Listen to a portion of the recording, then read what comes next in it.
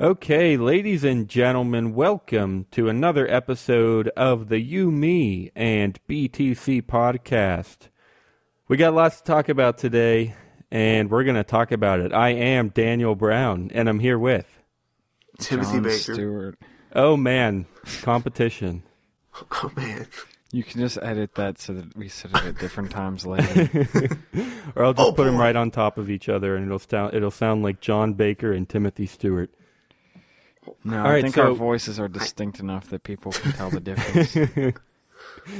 Maybe. Did they morph into the same person?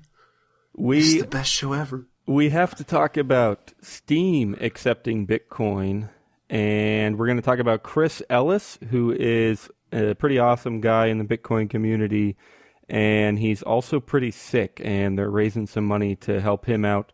And I think we're going to have time to get to some conversation about Blockstream.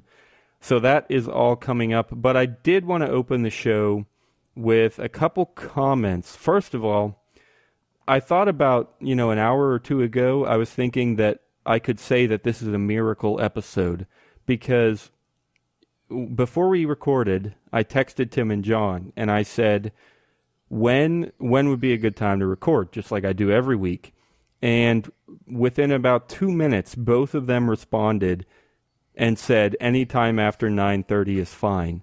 So that was going to be a miracle. I'm like, holy crap, we actually worked out a schedule without any trouble, because that never happens. We always argue for however long, whatever. But the miracle has been diminishing over the past hour or two because it took us that long to figure out what we wanted to talk about. So... yeah, as exciting as it was, it's kind of falling apart now. Thank you for Daniel for sucking all the kind of magic, the only thing we still have after we edit this stuff. But whatever. That's kind of the... No, we don't edit anything, Tim. Our show is straight up hardcore and raw. I mean... I think any of the magic is in the editing. Oh, yeah. Yeah, that is absolutely true. I can't deny that. As much as I would like to, if we didn't edit, we would be a disaster. The show is auto-tuned and quantized. What does quantized mean? They make it so that everything's like on the beat, like on a grid. All right. Anyway, there's also one other thing that I wanted to mention real quick before we get into, the meat and potatoes of today's miracle episode. And that is about last week's episode. It was kind of interesting. I took a risk, which we like to do here on the show. We take risks every day. We risk our lives for this show, really. But no, we actually risk our lives for the listeners, actually. Yeah, if you think about it. Yeah, we do it for the show, and the show is for the listeners. No question about it. We put our lives on the line for you. So if you see us, in the mall or whatever, come up to us and shake our hands and say thank you for your service. Because that's what you do in those situations. And we also constantly wear our BTC, You, Me, and BTC shirts. We always wear this, or at least when we go out and go to dinner and go shopping and exactly. We get discounts when people see us in it and everything. So can I get the You, Me, BTC discount? Yes. You don't have that here? And they'll be like, you have to be in uniform, sir. I will have my local union. No, I mean my unit. I'm sorry. Anyway, talking about last week, I forget how we even got into that whole uniform thing. But last week, we took a risk, and our title was my title. This was my risk. John and Tim don't take risks. I title the episode. No, we take the risks with you. We're kind of affected by them, but you take them for us. Yeah, that's the thing. You do it without even telling us. That is true. That is very true. The title was Bitcoin Isn't for the Masses. And I don't even want to describe all I was saying. I just want to clarify that it was intended to be a strong title. And you should listen to the show to find out what we really think. I'm not even going to get into everything. You're already doing. You're pushing down. You're like, see, this is a clickbait article. If no one didn't notice, now watch it, you sons of bitches. No, I get that. That's what I'm doing now. You're right. But if I wanted to get into it, I could have explained what we said last week, and I could have explained why the title doesn't quite fit with what we were even talking about. But yeah, I just want everyone to know. It was a strong title. I like clickbait. That's how I make all my money ever now. So yeah. So I tried it out, and you know, we had some fun. So anyway, the title of this episode is going to be like... I haven't had any fun with it, so at least Daniel did. The title of this episode should be something like, "You won't believe what Daniel said about last week's episode." Just have every one after that just referencing it. I literally hate those. Like, there's some clickbait, like, I can deal with, but the ones where it's like, "You won't believe," or "This you won't believe what happened next." Anyway, so yeah, there it is. I think I got all the intro stuff out of the way, little things I wanted to hit. So I'm going to turn it over to John Stuart, not Johnny Stewart, or no, you know, not the John Stewart you think of, but anyway. Johnny Stewart. All right, John, tell us about Steam. Like, how can I fuck up? Yeah, so this is now time for your favorite segment on any show ever. It's called "Another Company Started Accepting Bitcoin." Yes, yes. This is news. It's not like, well, it's what some people consider to be news. I don't know. I mean, it is news in the you know, in terms it's of not the fact old. that it's new. Exactly. Yeah, exactly. But anyways, yes, Steam is integrating Bitcoin payments with BitPay. I don't know why. Like, I said it twice. I don't know why I said it twice, and then I figured I'd just keep going with it. Anyways, like, I kind of hate the this company's doing Bitcoin, and we used to do that a lot when it actually seemed like it was a bigger deal, like 2 years ago, when nobody accepted Bitcoin. Yeah, and it was then, a way bigger deal before. Well, even then, I don't think it was actually that big of a deal. It just was perception at the time. Yeah.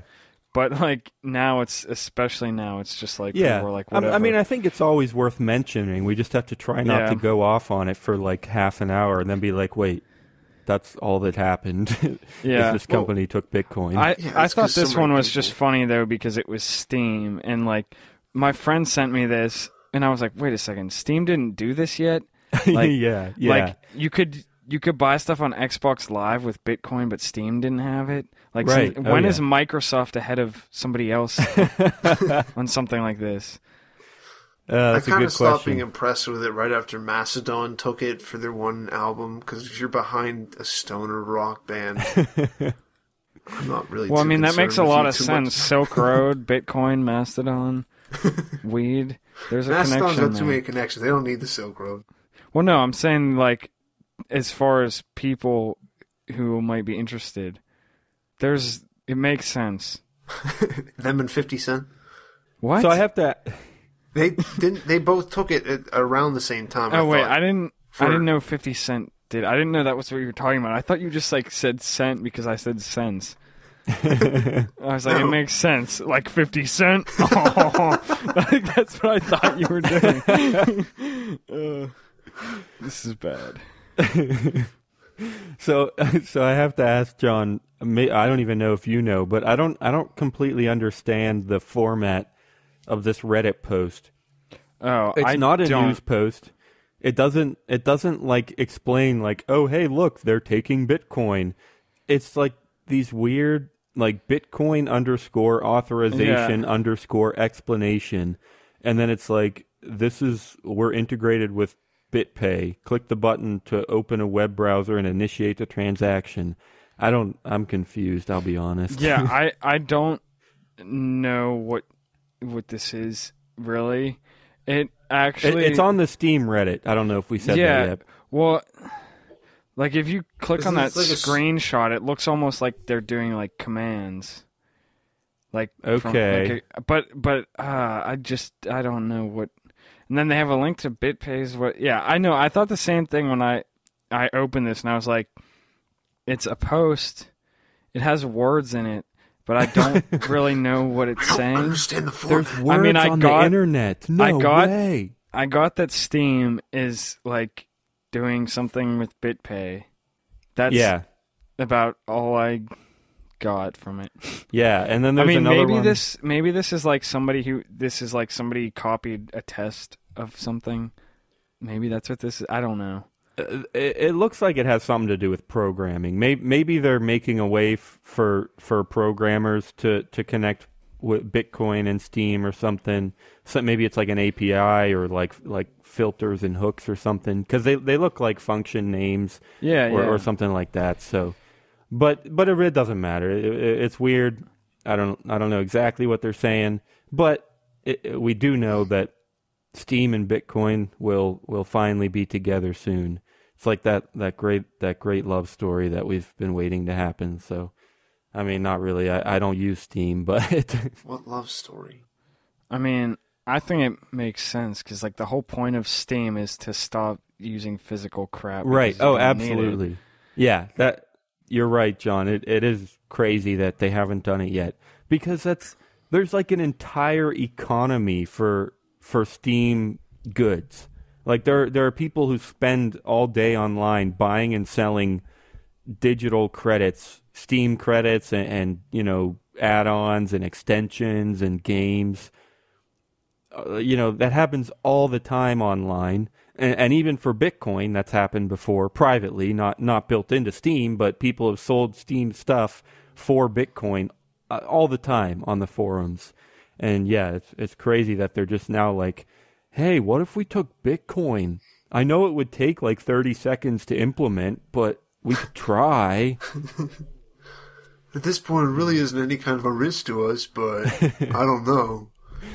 Yeah. We don't everything. It just gets converted right to cash, but I don't know. Yeah, that's the thing with BitPay is I mean, I'm sure with something as big as Steam, it takes more than 30 seconds, but they also have a gigantic development team, so I'm sure they could have set it up in a week anytime they wanted to. And I don't know why they waited, but they did, and here it is. So actually there is one comment here that says it probably took them a while because of the non-instant nature of this, which is different from the other payment methods they have now. I guess that's a decent point. I mean, I still feel like they should have figured it out. Actually, BitPay does confirm it almost instantly. They don't necessarily wait for confirmations. It's probably a setting, I guess. But yeah, I mean that's worth mentioning, that Bitcoin isn't quite instant, and Steam probably would have preferred instant. I mean, I still think they should have figured it out a while ago, but I guess that makes sense. I mean, but even then, I mean, 10 minutes. I mean, if you're waiting for a game, it's going to take 10 minutes to download anyway, it's at least for a lot of big Steam games. So, I don't know. Decent point, but whatever. What is this BitBot got? Like, I guess it's a bot, but it's just change tipping all these people. Oh yeah. There's a BitBot in the comments, and he's giving out money. Speaking of tips, hey, we take tips. Send us money. Tim doesn't take change tips, so send me and Dan money. Yeah. Tim, anytime we get a change tip, none of it goes to Tim. So John send us like a $100 one. Yeah. I know some people hesitate to tip us because they know Tim is a terrible person and they don't want to support him. But if that's the case, then you just use change tip. Well, yeah, you should actually use your stupid fucking little app. Do that. Tip, and then you can tip these. Send us a pussies. $100 tip just to spite Tim. Exactly. Like solely for that purpose. Like, I don't even care if it's because you agree with us or you like us. Do it just to spite Tim. I honestly don't even remember why I started. No, never mind. I do remember. I remember. I was going to be like, why do I hate them? Yeah, I remember why I hate them. Yeah, we don't need to get into that. If you want to know, there's an episode called The Great Change Tip Debate or something along those lines. You're welcome to investigate. Welcome and encouraged. Anyway, all right, should we jump on to Chris Ellis? Any objections?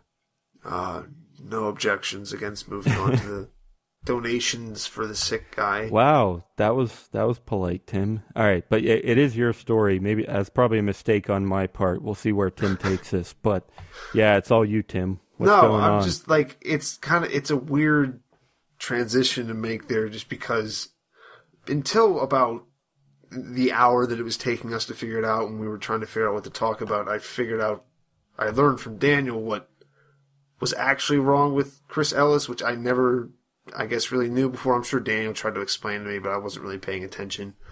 But between looking at the Indiegogo also and very polite of you, finally listening to you, apparently he started with tinnitus, and then that led to, headaches. Tinnitus is like, it's a ringing in your ears, right? Right. That's what I was going to ask. That's what I thought. Yeah. Yeah, I'm pretty sure that's what it is, and that will cause headaches, and also he was having trouble sleeping, and so then apparently he was starting to take a lot of sleeping pills and sedatives just to be able to sleep, because it was just so bothering him so much, and now I guess those aren't having the best effect on his body. None of that stuff really does, but what were you saying, Daniel? Like recently he's just like... Yeah, he went to some doctor and he was classified as a 90 out of 100 on some kind of handicap scale. And the definition for that rating was catastrophic impact on quality of life. So it is pretty serious, and that's why he's trying to raise this money to get therapy and the biggest thing I think is they still, he has all these symptoms, but they don't quite know what the actual problem is, and so he wants to be able to do more research and more tests or whatever he needs to figure out what's going on. It's probably the worst part about it is that everything bad is happening, but they just don't know what's up with it. I would think, and that's they have a decent amount of. They're only trying to raise £500. They already have 458, but there's 2 months left on the funding. All that was, it's not a huge amount, but that was raised in 8 days. But I'm sure they could always use more. So if you got money, just donate it, I guess. It's Well, yeah, I think Indiegogo is one where you can donate over and they still get it. Yeah, I'm pretty sure it depends how you set it up, but I'm guessing £500 is probably not enough to really do anything. I'm guessing they were more just setting that so that they would get something out of it. Yeah, you're probably right. And they're hoping that people will donate more as they want and not just because they're trying to reach a goal. Right. Yeah, I bet 500 was maybe the minimum that you're even allowed to do or something. So I'm pretty sure it is, because I've looked into doing it before. Yeah, well, another thing we should mention, which maybe we should have done this first, is just who Chris Ellis is and why we're a fan of him. Most of you probably know this because he's pretty well known in Bitcoin, and he's on the World Crypto Network, and we're also on there and everything. But and if you don't know, he does a lot of development work, and he does activism, but it's like a different kind of activism. He doesn't travel around a lot. He lives a pretty pretty quiet lifestyle. And instead of I've heard him say things like this, instead of doing all that traveling and making a big show out of Bitcoin and everything, he more or less genuinely wants to make it better, and he wants to make people's lives better with Bitcoin. And that's what he says, and from what I've seen, I think I would completely agree with that. He's not a crazy showy guy. He just knows a lot about Bitcoin. He knows a lot about development. He even talks a lot about philosophy, and just like we do on the show here with liberty and government and stuff. He's a real rational, practical person with some great skills, and he helps people with all of that. And that's what I like about him. I don't know if you two know as much about him or know what all he's involved in, but that's my 2 cents. Do you have any other thoughts to add? I mean, you've talked to him. Well, I haven't talked to him at all. Pretty much the main thing I know about him is the full node live stream building things that he's been doing. Yeah, and which that's is probably worth talking about. Yeah, exactly. So one of his first big projects was Feathercoin, right? I think it was Feathercoin. It's something like that. Anyway, he did some early projects like that. But yeah, and right now his biggest project are the full nodes. I don't know if it's is or are, but yeah, he's been working on full nodes, and what they are. I have one. It's super cool. It's a Raspberry Pi that has a custom developed image, Linux operating system that includes a Bitcoin client, a Bitcoin node, and he sends them with a copy of the blockchain and a case for the Raspberry Pi, stuff like that. And the idea is that they're just super cheap, not super cheap. They're like $100 some, but they're cheaper than a 21 computer. That's true. But yeah, he has full nodes because he knows they support the network, and I haven't heard him talk about this a lot, but I know that I love the Raspberry Pi, and even if it didn't have anything to do with Bitcoin, they're great things to be using and to be getting out there. And yeah, so that's what he's been working on for several months. And yeah, he did a live stream. We mentioned this on the show. He did a live stream where he built these full nodes on air, and he's done several more live streams since then, where he's just been going through the code and continuing to develop the image for the OS and everything. And I don't know. I mean, I see him talking about going on air several days a week because that's just what he's been doing lately. So I remember the other day I was on with him, and he was saying like it had been like an hour or something that we'd been on air, an hour or two maybe, and somebody was saying like, you look pretty tired. Should we end the show soon or end the live stream soon? And he was just like, listen, if I go off the air, I'm just going to lay here in pain. So I'd kind of rather just keep going. And yeah, so I think that's just a reminder that he's struggling, and that's the whole point of this campaign, is to help him out. I would encourage you to do so. I'm going to do the same, and I hope it makes a difference because I know he's struggling. So do we want to quickly I don't want to stop on every one because we'll end up talking for 10 minutes about each perk, but do we want to briefly just mention what they are and how much they are? Does one of you want to do that? I mean, yeah, I'll do that. 25 pounds is the featured perk. That's enough for 1 hour of physical therapy session for him, and they kind of build it off of that. There are also smaller donations. I think Indiegogo's pretty good about just letting you donate whatever, but you might just be able to go on 5. Anyway, you donate $5, you don't really get much. It's kind of like, okay, thank you. That's the only thing. They don't even give you anything for $5. Yeah, well, that's pretty normal. I mean, no, for normally $5, they give you like a Twitter shout out. Right. Which I'm just yeah. $10, yeah, you get a shout out on the World Crypto Network. Then $50, that's where you're going to start actually helping. That's 2 1-hour physical therapy sessions. They're going to need to pay a specialist neuroradiologist. I'm not entirely sure how much that is. So there's that. Then there's 100 pounds, where obviously that's 4 sessions, 250, 500, and anything up from 50, I believe, is, I think you're invited on. You'll be make an appearance on the World Crypto Network, and then at 100 you will get to pick the topic. 250, he will dedicate a full node, and at 500 you get the shout out, guest appearance, node dedicated. You get all the things. Yeah. I don't know how, but don't you get all the things in all of them? Like, what's different between 250 and 500? You can get the same stuff for $100. You can get the same thing for $350. This is bullshit. Yeah, I mean, I don't think that. I think that's like not. I don't know. If Yeah, you donate $500, I feel like that you're not doing it to get something out. No, of it. yeah. You donate in two separate things, like 200. Did it all in 100s. So you pick 4 topics. I think for all of them, I hope you're doing it for more than the perks. I mean, even the £5 one. I mean, I hope you're not looking for a shout out. I hope you're willing to give him £5 to help him out.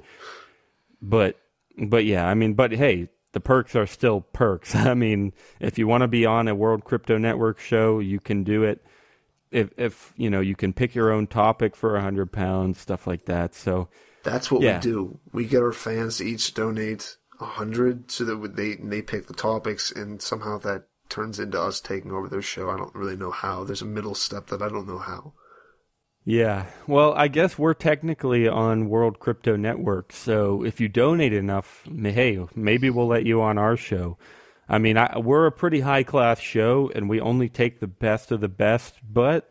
I mean, if we'd consider it if you donated, it might be worth having you. So give that a shot. The thing is, we wouldn't even consider it. We have Tim on here, so I wouldn't say that the bar is set as high as Daniel would have you believe. Yeah, whatever. But we will consider it if you donate to Chris's Indiegogo. We will automatically accept you if you donate to us. So.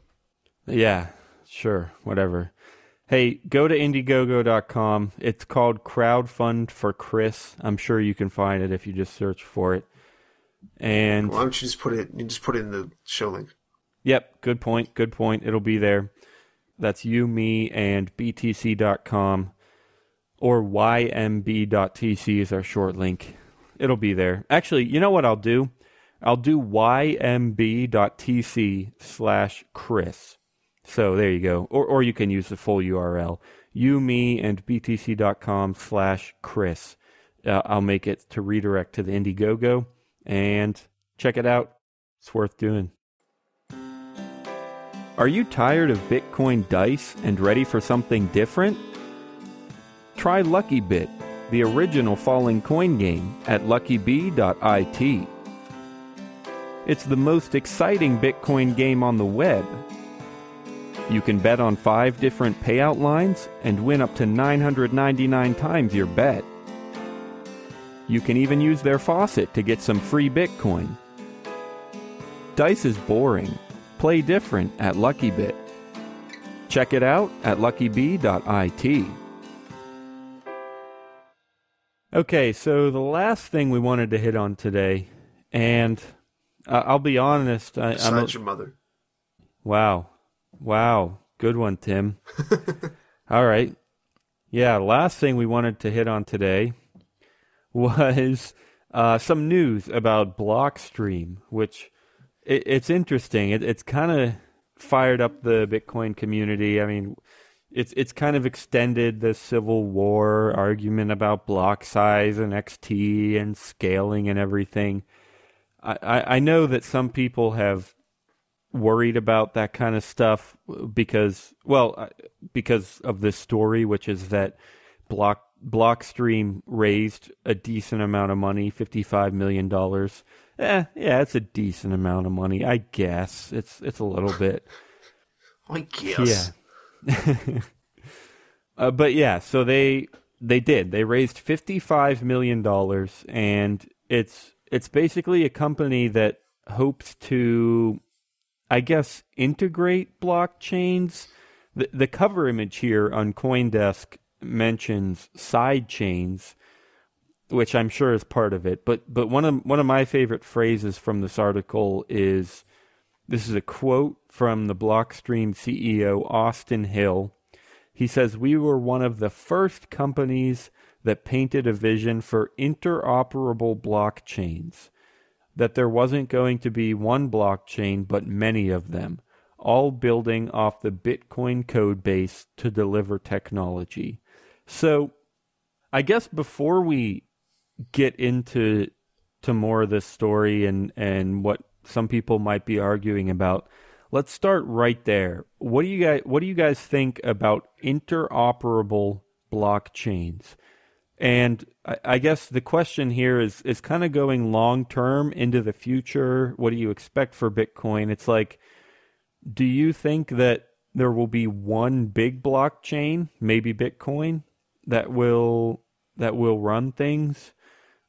Or do you expect a lot of really small blockchains that are able to connect somehow? Do you have any thoughts on that for the future of crypto?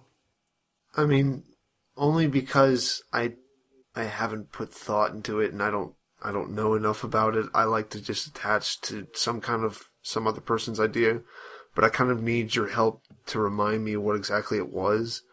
And it was the last presentation we saw at...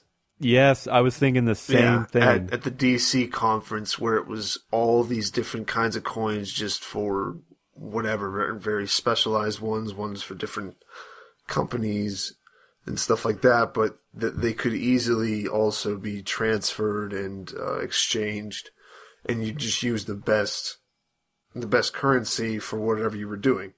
And I think that's more likely what's going to happen than, well, that's what I would prefer, I guess. I could also see it going the other way in Bitcoin getting more and more commercial and more. And in that kind of taking over like the main, like the kind of mass crypto stuff. I mean, there doesn't have to be, but there's nothing stopping anyone else from just making other currencies. So I guess, yeah, it's pretty safe to assume there's always going to be a bunch of different ones. But as for what the percentages of using what is going to be, I would prefer if everything was all spread out, I guess, a more specialized payment for whatever specialized thing, than trying to force one thing to work for everything. Right. I know exactly what you're saying, and I really want to agree because you're right. I think it's a great thing for people to have options and for there to be tons and tons of cryptocurrencies or blockchains, however you want to call it. And I love that speech that we heard at the conference about the smart wallet that would handle thousands of currencies and you wouldn't really even know it. I like all of those ideas. But here's where the trouble comes in for me. To me, if a blockchain is small, it's vulnerable, right? If all the mining power is divided up into thousands of blockchains, then each one of them is going to be pretty small, and there's going to be people out there who might be able to say, look, I'm a Bitcoin miner, and I have a decent amount of mining power and I mine Bitcoin, but hey, if you and I partner up and maybe 2 or 3 other people, we can attack, Crackcoin and we'll be able to take it down, and then Bitcoin will get that much better. I mean, I don't know. That's something I imagine. I don't know if it's realistic, but do you guys... No, I don't know. That's simple enough that you either might be wrong or because I can understand it, and that always sets off my warning bells a little bit, that it's a little bit too simplified, but it makes sense. Yeah, so to me what the benefit would be, and I don't want to fully commit to this is kind of just first impressions thinking about this question, but what I think is that if a blockchain, Bitcoin, let's say Bitcoin becomes the one world blockchain, right? Let's say it's the biggest and strongest, most powerful blockchain, whatever. That is not in itself centralization. That is not in itself a bad thing. Just because there's one big blockchain does not mean that it's centralized and it's subject to the whims of 1 or 2 people or 1 or 2 groups. I mean, that is possible. It could be. In fact, it is pretty much true right now that like 3 pools make up three mining pools make up more than 50% of the mining power. So those are certainly risky situations, but the idea of a huge blockchain, a kind of a central blockchain, that idea itself does not mean centralization and risk. Is that right? Do you guys think? Does that make sense? And would you then give any possibility or accept any possibility for there being kind of a central blockchain, especially if it works? I mean, if one of them works well enough, why would people waste any time trying to divide up mining power onto different currencies and trying to have wallets for different currencies and trying to update different currencies? Am I making any sense? Does that seem possible?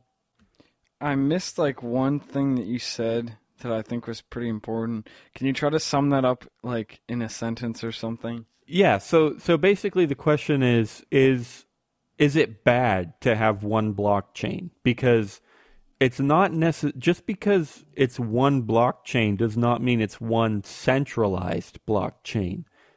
I mean that's possible for there to be centralized blockchains, but one blockchain does not imply centralized blockchain. So I'm wondering if it's possible that maybe we will stick with one blockchain, or one main blockchain, just because who wants to mess with 1,000 blockchains? Yeah, I mean, I agree with you that one thing does not make it does not make it centralized. So yeah, I mean, I guess I don't really care that much.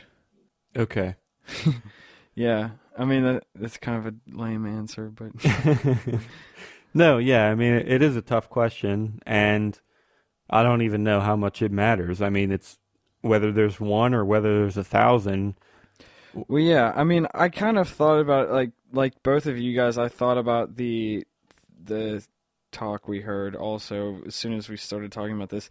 But I mean, even at the time that we heard that, like way back then, I think one of the things that I kind of thought is, what's the difference between having a single currency and having all of these currencies exchanged in the background without you knowing what's going on?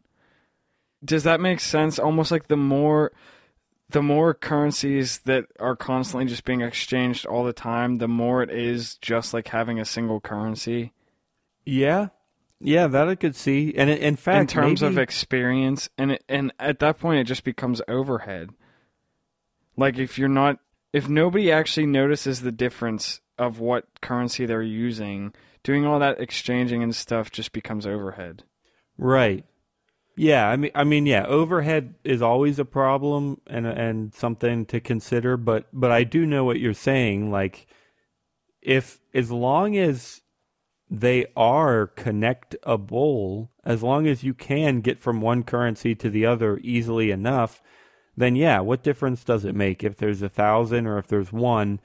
If you have a smart wallet that can handle it, then there it is. It's just currency. I mean, it's you do what you do, and wherever the money ends up, it doesn't really matter. And actually, that made me think that maybe that's kind of what Blockstream here is trying to do. I mean, they're talking about interoperable blockchains. So they're not saying that they should all be separate and that we should have 1,000 different blockchains that never talk to each other and that are expensive to switch between. But maybe they're trying to work out ways that it's super easy to work with any blockchain, no matter what the blockchain looks like, no matter what it's called. Maybe they're trying to just say, hey, who cares what blockchain it is? We'll make it work. And I'm sure that's a super broad way of putting whatever they're doing. I'm sure there's a lot more to their mission statement than just, we'll make it work.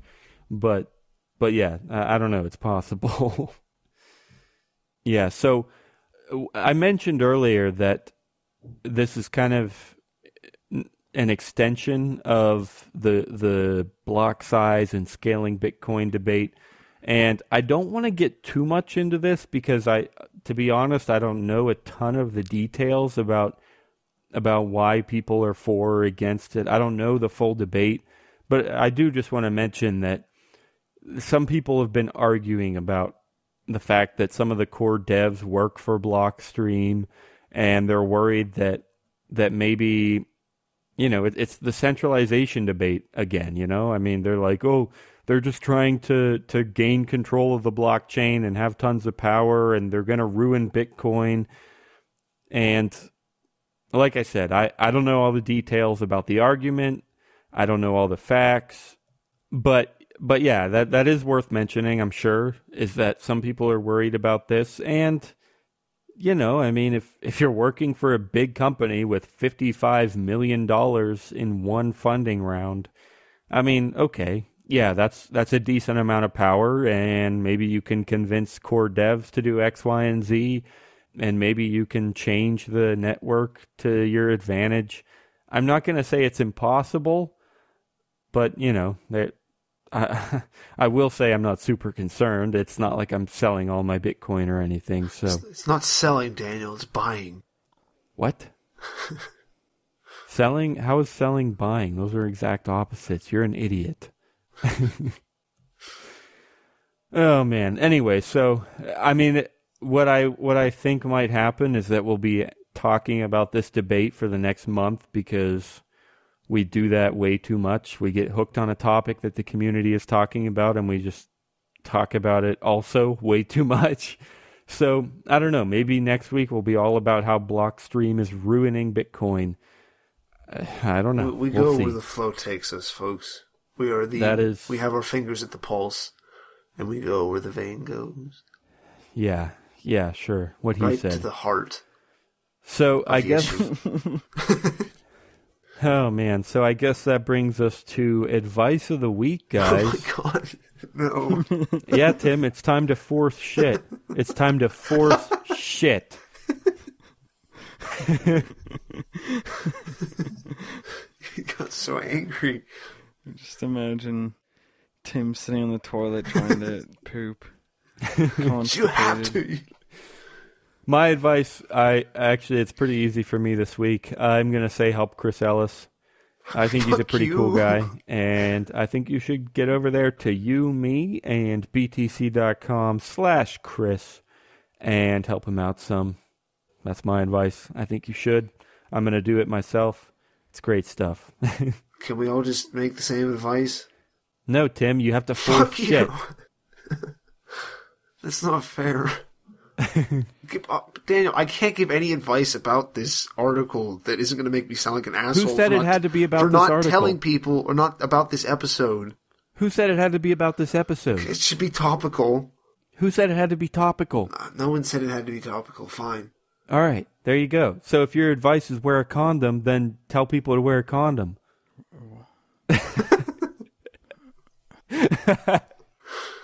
John, you want to go? Well, I don't know what to say after that. This is kind of like being constipated. This isn't really advice, but I like at the end part when we were talking about the Blockstream stuff, I was having a hard time focusing because at the beginning you read that thing about interoperational blockstreams, and you said something about like, what do you think about having interoperational blockstream or blockchains? I'm messing stuff up now. I don't even know what I said wrong, but it was probably something. Anyways, I just was like, for some reason had this moment where I was imagining like you were asking that to some like farmer in the Dust Bowl, and then I was like, how far we have come as a race of humans that we talk about things like this and then put it on the internet for people to listen to. Your ancestors were better than you. They were tougher. You used to be a Dust Bowl farmer. And we have brought you out of that servitude. We have helped you. We have evolved with you through your ears. You were the mental equivalent of the guy in the Dust Bowl. And then you listened to our show, and now you are basically what you are now, which is probably someone who's on their computer too much. But it only took 100 years to get here. Yeah. My advice this week, and my advice every week, unspoken but always heard by the true listeners, is listen to our show more. All right. Donate to Chris Ellis. That's good shit. That's good shit. I like it, Tim. That's good shit. All right, now guys. This is Daniel. Thanks for being here. All the Also, music. Can somebody tell me what the difference between Bernie Sanders and Larry David is? I don't know who Larry David is. Well, you know who Bernie Sanders is, right? Yeah. So you know who Larry David is. Okay. All right, sure. Yeah, sure. Leave a comment and tell John what the difference is, and tell me who Larry David is. You can do that wherever you're listening, probably. I mean, iTunes, you could leave a review, I guess. I mean, we don't really get many of those, but I guess you could.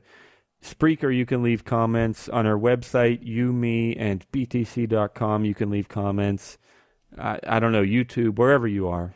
Tell me who Larry David is, and tell us what the difference is between him and Bernie Sanders, I guess. Anyway, thanks a lot for being here.